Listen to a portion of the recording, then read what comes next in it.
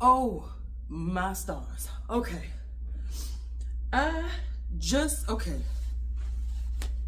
I just finished watching Straw. And I'm gonna tell you something. Okay, listen.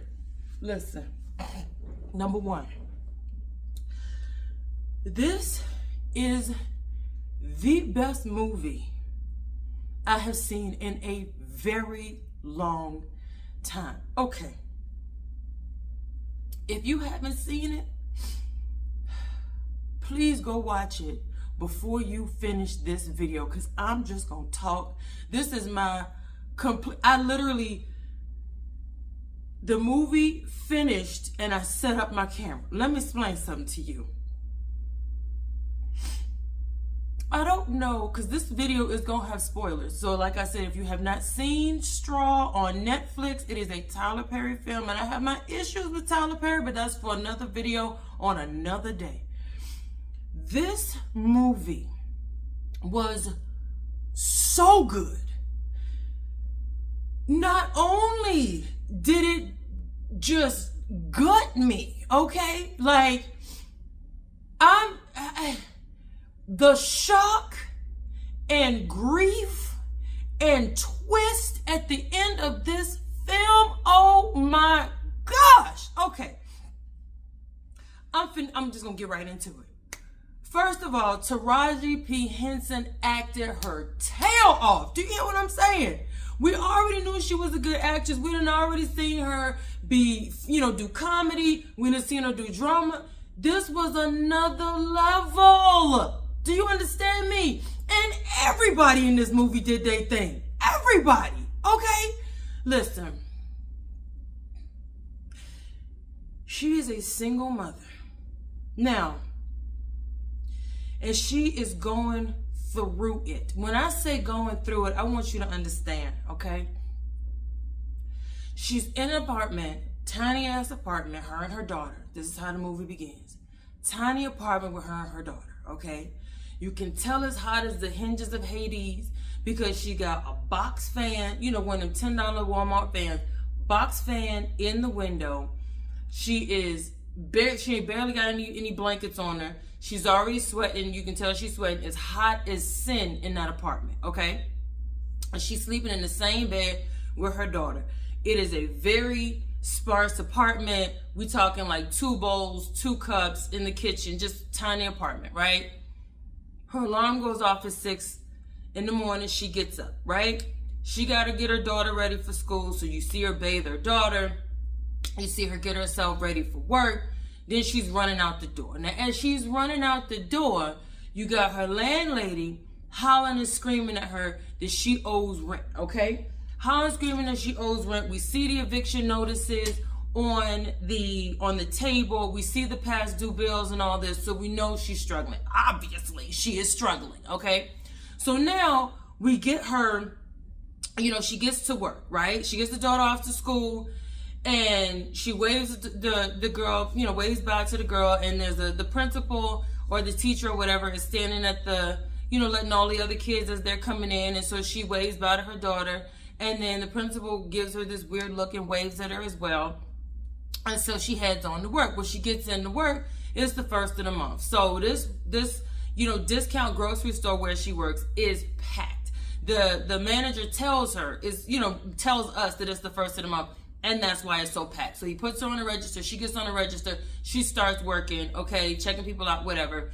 Then an angry customer throws something at her that their boss now screams at her to go clean up, okay? So we can see where this is all going. She goes to clean it up. She gets a call from the school. They're demanding that she come down to the school. She's like, I can't leave my job, this, that, and the third. If you don't get to the school, it is what it is, right? So she's like, talks to her boss, who is a complete jerk. Obviously, that is not the term I wanted to use, but I don't want there to be any issues, okay? He has been so unkind and so just no compassion, no empathy, just a horrible human being, okay? He's talked to her like she's terrible. He's called her out of her name a couple times. Anyhow, she says she has to go to school. After he screams and hollers at her and she says, I need to get my check, because I need to give my daughter $40 for lunch, right? The daughter tells her when she's bathing her in the morning that she has to get $40 for school lunch, because if she doesn't get the $40, you know, the teacher and the kids are going to keep teasing her, right? And so mom's like, I get paid today. I will bring it up to the school. You'll be fine. You know, I'm sorry she said that in front of the whole class. We'll get it taken care of. Okay. So now she's at work and she's like, I got to go to the school. Can I get my check, please? Right? And he won't give her her check. Refuses to give her check and demands that she gets back within 30 minutes. Okay.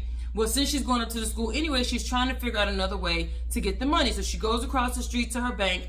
She goes into, tries to get the money out of the ATM. She's asking for trying to get $40. It says insufficient funds. So she goes into the branch. There's a long line. She speaks to the branch manager and asks if she can please get the $40 out of her account, even though the account, she knows she has 47, she needs to get the 40. The branch manager explains, if you take out that much, it'll automatically close your account, because you have to keep a minimum amount in the account to keep it open. She says, that's fine, let me just close the account. I need the money for my daughter. So that's when the lady explains, she said, well, then you have to get in line. Well, she only has 30 minutes. She can't wait in this long behind line. So she just leaves, right?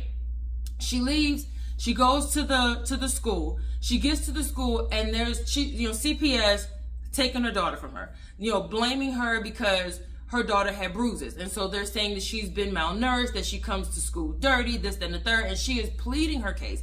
She bathes her daughter. Her daughter is sick. She gets seizures. They say hopefully she'll grow out of it. But what happened with the bruises on her back is that she was trying to bathe herself because she wants to be independent as an 8-year-old. And instead she fell in the bathtub, and that's what caused the bruises. She's not an abusive mother. She feeds her what she can. She's working 2 jobs. She's doing the best she can. They take the daughter anyway. Right? So now she leaves, tears streaming down her face. It is pouring rain. And when I say it is pouring rain, when she's headed back to work, right? It is a torrential downpour and she's trying to get back to work. As she's driving down the street to work, there's a bit of a traffic jam. She's maybe, 2 car lengths from the turn in to get to where she's trying to go, or maybe a little bit further, but she's trying to turn. And so instead of waiting in line, she's like, well, let me just scooch past. Either she's trying to scooch past or some other person is trying to scooch, whatever it is. There was nearly a collision, right? She nearly collides with this car. She doesn't, okay? She, spins around, whatever. Again, it's raining, so it's all this hydroplaning. Well, the guy of the car, the other driver, rolls the window down, calls her out her name, and then throws a coffee at her or whatever, right? Well, then she, gets herself together. She drives off. Well, then he decides to follow her, right? So he follows her and he clips her so that she goes spinning around, all this other stuff. Now, she already has car trouble. The car is a piece of garbage. It barely runs, okay? And so when he does all of this, it cuts the car, it messes up the engine, right? So she gets out and she's under the hood trying to fix it when a police officer pulls up. And so the police officer pulls up and she's like, I'm so glad you're here. This guy just ran me off the road. And he walks up, right? When he walks up, he then, announces that he is also a cop. And he sent this other cop after her so that he can get, so that she can get a ticket, right? And then he tells her, if I ever see you again, I'm gonna come up with a legal way to blow your brains out, right? With the other cop standing there, and she screams and hollers and says, you got to go back to your car, whatever. But she's now terrified of this police officer, okay? Now, that being said, the lady asks for a license and registration. She hands it to her. She's like, your registration's expired. She's like, it's the best I can do. I get paid today. I was going to take care of it today. She's like, not good enough. So she's like, I'm going to have to impound your car and I'm writing you a ticket. And she wrote her a couple tickets, apparently, right?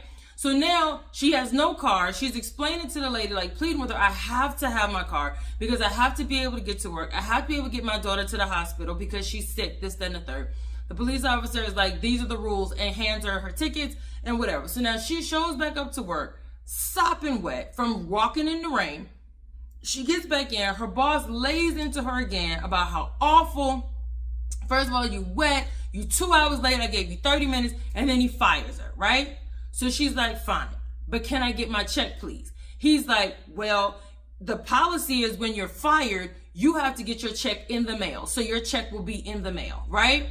She's like, I have to pay my rent. I have to give my daughter the $40 for lunch. You've got to give me my check, please. He refuses to give her the check, right? Okay. About this time, she leaves and she gets back to her apartment, right? She leaves, she goes to her apartment, all her stuff is in the street. The landlady has thrown all her stuff into the yard. It is a torrential downpour, everything is wet. She picks up her daughter's science project, which kind of looks like a pipe bomb, but whatever it was, we never fully understand what the thing is. But she picks up a backpack, a clear backpack, because if it gets wet, she can't, use it at the science fair. It's not going to work. So she has to get it dry. So she puts it in this plastic backpack. She picks up the medicines and stuff that are just thrown on the grass. She stands there. She lets out this scream, like this feral scream that we all felt. We all felt it, okay? I was just like, what else is going on today? Like, this is just impossible.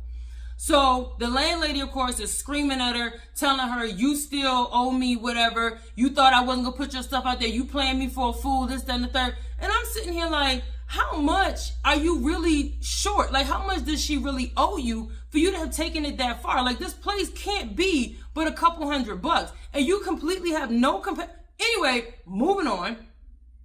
She gets back in her car, goes to her job. She's like, I need my check. She's in the office talking to the manager. She's like, I need my check because I have got to give this landlady this money. She done already put all my stuff in the street. I need to get, I need to be able to pay her. He's still telling her it's going to take 3 days. It's going to be in the mail. Why is that my problem that you need to pay your rent? Why is it my problem that you need to feed your daughter? Like, if you don't have no money, you don't have no money. You got to go by policy, right? Okay. So, just about that time, this guy walks in to the office. Now, he's not supposed to be in the back of the store, right? But he walks into the back of the store and he walks into the manager's office or up to the manager's office and he says, excuse me, do y'all sell Black & Milds here? And the manager's like, what are you even doing back here? Blah, blah, blah. At this point, of course, is when he pulls out a gun and attempts to rob them, right? He's like, give me all the money. Give me the money out the safe. Give me all the money, this, and the third, right? So as he's screaming, as he's grabbing the money and the manager is opening the safe to get the money out for this, out of the safe, whatever, he needs something to put it in. So he tells her, Taraji's character, tells her to take the money and put it in the backpack. He tries to pull the backpack off of her arm that has her daughter's science project and her daughter's medicine in it. She will not give that backpack up. And so she fights him for the backpack. Somehow or another, in the struggle, she's able to get the gun. And so when he lunges at her to get it back, she shoots, right? She shoots, she kills him, right? He falls in front of her, he dies. She's in shock. Everything is crazy, right? She's just trying to understand what just happened. The manager, on the other hand, looks at her and says, you set this up. He knew you. And she's like, no, he read my name tag. I don't know this man. He says, I'm calling the cops. So he gets on the phone. He starts calling the cops and he's telling the cops that there's been a robbery and that this woman set it up. Her name is Janaya. She set it up. She knew the guy. And then he starts taunting her while she's holding a gun as she's already been through so much. But anyway, he's like, we'll see what kind of mother you're going to be from prison because they're going to, and she shoots him too. So now she's like, okay, this has happened and I still need to get this $40 to my daughter. Well, now she's in the room. He's sitting there with the checks on his desk. She doesn't take any of the money out of the safe, any of the money that was out of the safe, any of the other money that he had on his desk. She literally just goes through the paperwork, finds her check, right? And walks across the street to the bank, okay? She gets to the bank. They're locking the door. It's like right at 4:00. And they're like, please let me in. Please. I just need to cash my check. So the manager, who knows her, says, come on, you can come on in. Lets her in. She goes up to the teller. She asks the teller, can you please, cash my check? The teller's like, I need ID. Well, her purse is back at the store, because that was on her arm too. When the guy tried to take it, the purse fell, the backpack didn't. She's like, I'm sorry, it was stolen. So she's like, well, I'm sorry, I can't cash your check. It's bank policy. Now, all these policies are getting on her GD nerves, okay? Nothing is working out for her. Every single policy, every single, whatever is against her being able to get done what she needs to get done. She's like, I just need you to cash my check. At this point, she remembers she has a gun. So she puts the gun on the counter and says, will you please just cash my check? You know me. I've been in here plenty of times. You know who I am. My ID was stolen. I need this money, right? Well, now the teller triggers the silent alarm, which phones to the police that this is the bank is being robbed. And instead of giving her just the amount of money in her check, $521, she starts cleaning out all the money. She's like, I don't want all this. Don't give me all this money. All I want is the $521 that's on my check. That's all I want, okay? And so I'm going to fast forward a little bit because, of course, now you understand what's going on, why she's in the bank. She's in the bank. They think that the backpack, the science project is a bomb. And so they're terrified that she came in there to rob the place. She's got a gun. She's got a bomb. Everybody's scared. What the heck are we going to do, right? They get on the phone with the police. Okay, this is where the detective, Tiana Taylor's character, comes in, right? And so she jumps in and she's like, she builds a rapport with her. She gets her to talking. And one of the bank tellers actually used her social media to go live so that people would know what was going on in this bank. And so when Tiana Taylor gets on the phone, Tiana Taylor's character, Detective Raymond, gets on the phone with Taraji P's character, Janiyah starts to explain all of the things that have happened to her that day. Everything that has happened, okay? From the eviction to the nasty boss, to the $40 for this, to them taking her daughter away with CPS, to this, that, and the third. Like, it's just been so much going on. And all she wanted was her check. Like, she only came in here to cash her check. She was not robbing the bank. She has no intention of robbing the bank. She just needs her check, okay? Now, as you would expect, things escalate. You've got the hostages in the bank that run out, right? The security guard and one other hostage in the bank runs out after a while, right? Then you've got an older couple. The man yells at her and tells her that you just don't want to work for anything. I'm a vet, and this, that, and the third, makes her feel bad. Then he and his wife leave. She does not try to stop them. She's got a gun, but she's not locking the door. She's not doing any of the things that a normal bank robber who planned this situation would do, okay? Now, y'all can see my Roku screensaver in my glasses. Anyway, besides that, so the bank manager, however, starts to understand her. So I mentioned one of the bank tellers goes live on social media, and while Detective Raymond is speaking to Janiyah explains everything that has happened. The fact that there's been no help through any of this. Even with everything that she's doing, the hospital doesn't care. They just want their money. They almost tried to get her to abort her child at one point, they said. Of her job doesn't care. The landlady doesn't care. The school doesn't care. The police are this and all, like just all these things that have snowballed into this situation. And it's just so unfair that she's doing everything she knows how to do and she's trying to do it the right way, but everything is so messed up. And now here she is in this situation. This was never what she intended. Okay. Well, of course, they want her to come out of the bank. The issue with her coming out of the bank is that she sees on the TV, because they have, news coverage of this robbery or whatever on TV. They see this in the news coverage. The police officer that threatened to find a legal way to blow her brains out is outside with the rest of this mob of cops. And she said, if you don't get rid of that man, I'm not walking out of here. You have got to get that officer to go away. They wrote me tickets today and impounded my car. And because of that, I'm not going out there because he's already threatened my life and I believe he will follow through with it. So that is what prevented her from walking out of the bank. Now, at this point, I'm watching this movie the same way I watched Titanic, okay? When you watch Titanic, you get so involved in the love story between Jack and Rose. You get so involved, and you know that the ship is gonna go down, and you know it's gonna be tragic because everybody saw the movie before I did.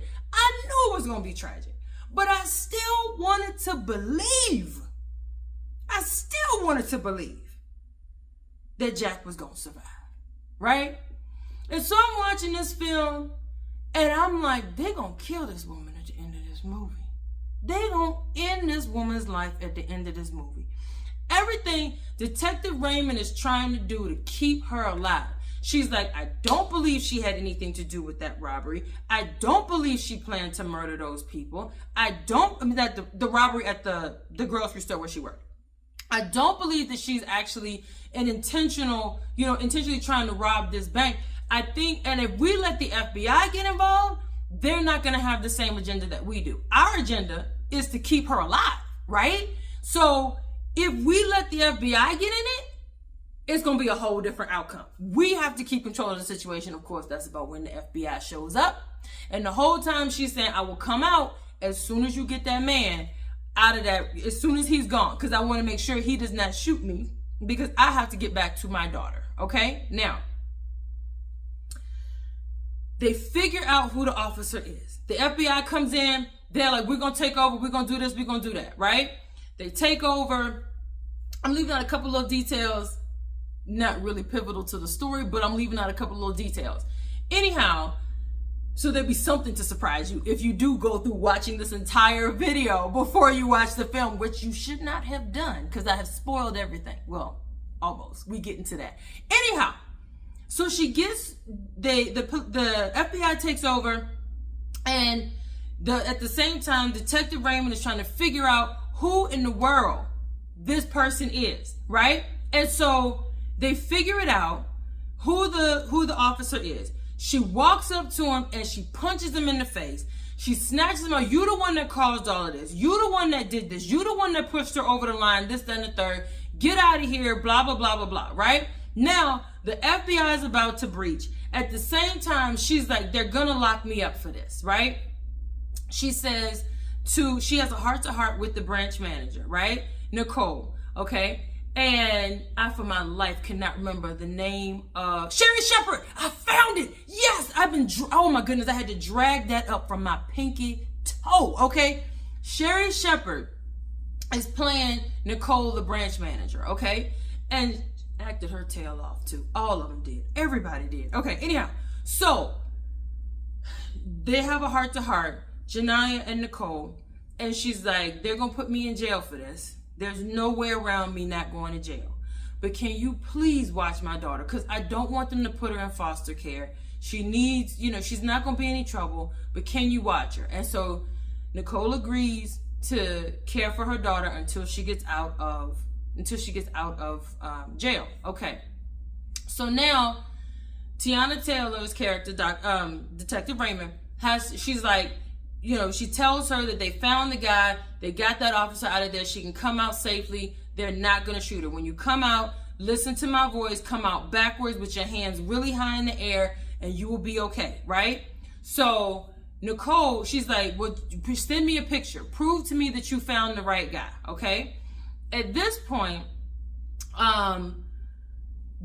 she's like, your phone has been turned off, I can't text you a picture. She's like, okay. So Teyana actually walks up, Detective Raymond walks up to the front door of the bank because she's not afraid of being hurt in any way. She knows the woman is not violent. She's not trying. Anyway, so she goes up to the front of the bank. She shows her the picture on her phone, right? Once she knows they got that guy out of there, she lets the last 2 hostages go. And then the branch manager, Nicole, says that she's going to walk out with her. They're going to walk out together. Everything's going to be okay. All right. At this point, she's like, okay, make sure you get that $40 to the school for my daughter. Make sure you do this. Make sure you do that. Right. She says, okay.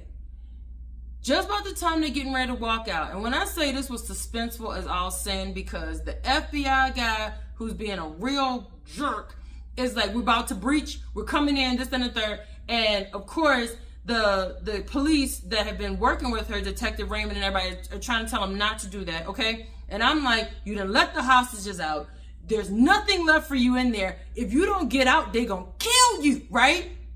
And so the whole time I'm like, I really don't want this woman to die, because we have all been in that situation where you have had one of the worst days of your life, and it's that last straw that you just snap and find yourself in a situation that you never meant to be in. Okay? Now, I'm like, all you have to do is walk outside now. Everything has been handled. Just walk outside. About that time, her phone rings. She's like, oh, my phone is back on. And it's my mom. Why is my mom calling me? Right? Now, she answers the phone. And her mom's like, why is the FBI at my house? Right? And so she tells her it was an accident. I wasn't robbing the bank. It's been a misunderstanding. This and the third. I had to get the money to the school. Blah, blah, blah, blah. And she said, and so she's going through all this. Her mom trying to call, I got to get the money to the school for my daughter. And her mother finally is like, she died. I was in my apartment by myself. But the deafening silence between the TV and my own, she said she had a seizure last night and she died.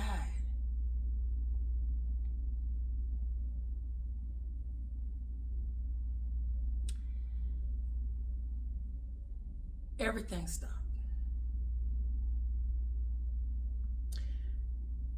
Janiyah took the phone away from her ear and looked up. At this point, we get a replay of the whole day.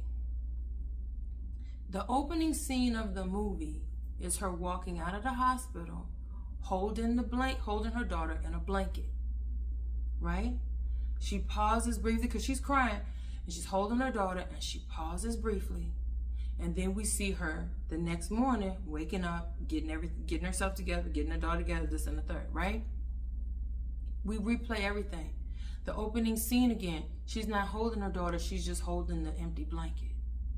But she's treating it like it's her daughter. We see her sleeping in the bed by herself. She gets up. She's bathing, the bath is empty. The little girl is not in the bath. We see her coming out the house for work. She's talking to her daughter, but there's nobody there. She's opening the door. When we see her let her daughter out at school, she opens the door, there's nobody there. And so when she's waving by, that's why the principal, who was standing there as all the other kids were coming in, waved back at her with this odd expression on her face, right? Then we see her get the call from the school while she was at work, saying that she has to come in because CPS, blah, blah, blah.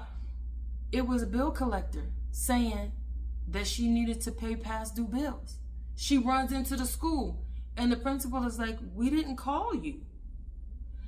When I say I'm sitting there, my mouth is gaped open and I'm just in shock, right? I'm just in shock. And I'm like, I need to react. I should. But it was so many emotions. I didn't know what to do. So I'm just sitting there with my mouth open and my hands over my mouth and my eyes all big and I'm watching it. And after we see what had all happened that day that was supposed to involve her daughter, who was not there this entire time, right?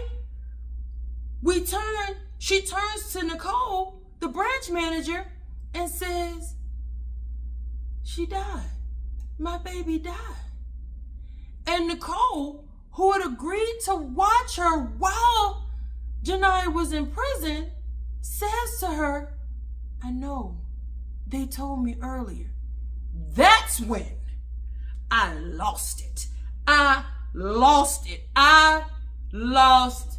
When I'm dehydrated, my throat is, listen, when I say I ugly cried at this point. And all I'm thinking is, you still need to walk out of this bank or they're going to kill you too. But at the same time, the thought came to me, but if they do kill her, I mean, nobody want I can tell you this, and I hope I can get through this whole video because I just got a low battery alert. When my mom died, that was the hardest thing I'd ever experienced. That is still the hardest thing I think I will ever experience. And there was a time that I was not sure that I wanted to stay on the planet without her.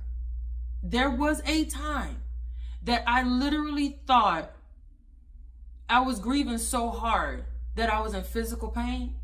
And I asked myself if that's what it felt like to die of a broken heart. So when I say I identified with this woman, because just choosing to breathe the day after you lose the most important person in your life, I lost. And so they have to get out of the building. We then see the FBI coming up. We see the FBI breach. We see them come in, and she had put the gun down, but now the gun was back in her hand. The phone was in the other hand. And of course, everybody is screaming at her. All the officers that come in are screaming at her to put her hands up, which I always think is so stupid. You got 17 voices screaming at you, and you're supposed to understand any of them? Like, that's just meant to be disorienting. It's not fair. But anyway, you have one person that comes in and says, do this, that, and the third, whatever. Excuse me. But instead, they're all screaming at her, and before she can react to anything, they shoot her, right? They shoot her, they kill her. Nicole is screaming, no. She drops to her knees. She goes to check on her.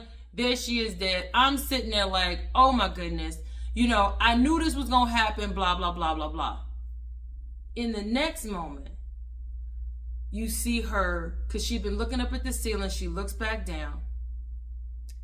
And she's like, Nicole snaps her out of her moment. Nicole says, we have to go. So apparently the FBI breaching was her imagining being killed. And again, when you're in that much grief, it feels like death is a relief. And I can absolutely, from the bottom of my heart, understand that maybe in that moment she thought death would have been easier. You know what I'm saying? But instead, when Nicole snaps her back, they do actually walk out of the bank together. And the last scene is her being driven away in the police car. Let me explain something to you.